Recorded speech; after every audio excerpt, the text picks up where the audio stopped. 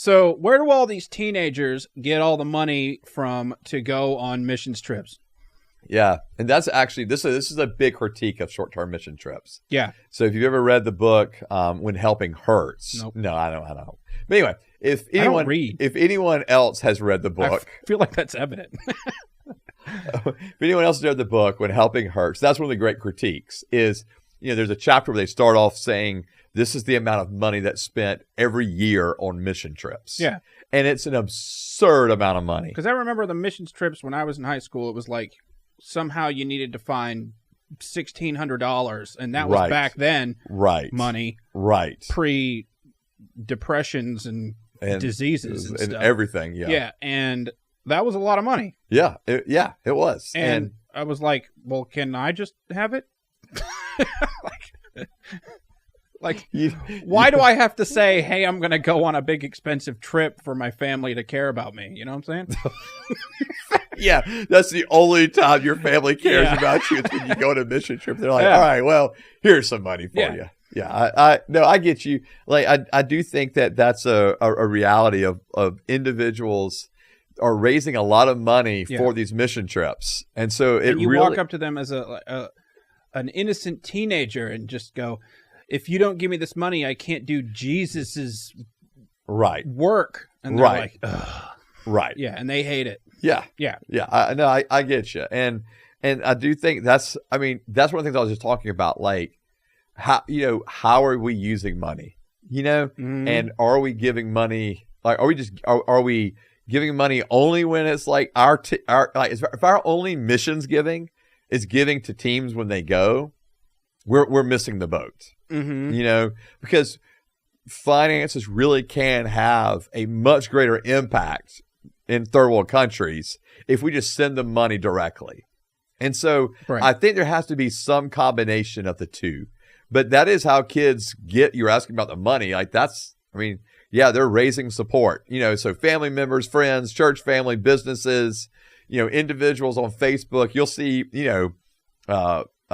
pages on GoFundMe's, on Facebook to go do a mission trip. You see all of this stuff, and that's how they're raising money. Not doing it. Good for you. Can't have anything. I would support a missions of, we'll give you solar panels and phones and Starlink. Okay. And then you can get connected to all the Jesus stuff on the internet. Right. And you can preload the phones with all the Jesus apps. Right. And you don't even need us. Put it on kid mode so they can't get any porn or whatever. And that's what you could do. Yeah. And then you can just leave them to their own devices. Let's see what you did there. And that's it. Yeah. You never have to do it again.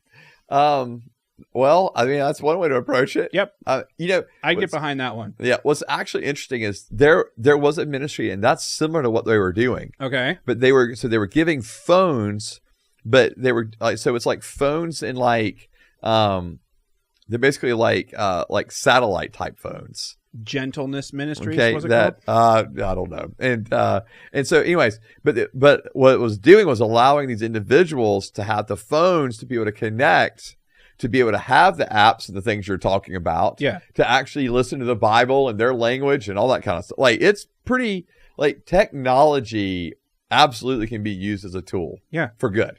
Ask ChatGPT anything and you can make your village better. Well, I don't know if ChatGPT knows how to make every village better, but it knows how to do everything. That is what it seems like, at least at this point, at this juncture. But I do also think that there is something about the face-to-face, right, interaction with individuals. And here is your phone. Right. Bye. Yeah. And so, no, I do think there's something about, going and discipling and those kind of things. But I don't disagree with you. Like, technology can be leveraged for good. Yes. In a lot of these different places. Yeah. But Christians are too afraid of it. There is a bit of a stigma. Yeah. About AI taking over the world and those kind of things. Because you could accidentally download a boob. Yeah. Well, but that's been there, at this point for quite a while. Yeah. I just but they still don't like it. No, and Christians have always been a little bit slow and to embrace new things like technology. Yep. And I can even, and it's not just like, I can remember being that jerk that was like, so like, you know, like I was slow to the game with like when there were cell phones that had Bible apps and all those kind of things on it. And we had a youth one time in the middle of service, and they're on their phone, and I think they're just scrolling through their phone. Yeah. And I called the person out. Yep. And went over there to them, grabbed their phone, and the dude was taking notes on the sermon. And I was like he had like a, you know, the notepad app, and then he had like the Bible app, and he was flipping between the two of them. And I was like, never mind. Sorry, I'm a jerk. You know, so yeah, we can be a little slow to embrace things. For pastors, they should add page flip sounds in the Bible app. Man, I would love that, dude. Yeah. I'm not gonna lie.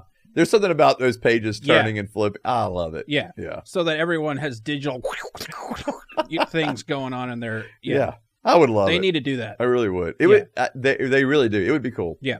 So, yeah, but no, I think that, again, I think there are really, I mean, awesome, helpful things that we can do in other countries to partner with them to help make disciples of nations, to care for the least of these, as we are instructed to do throughout Scripture.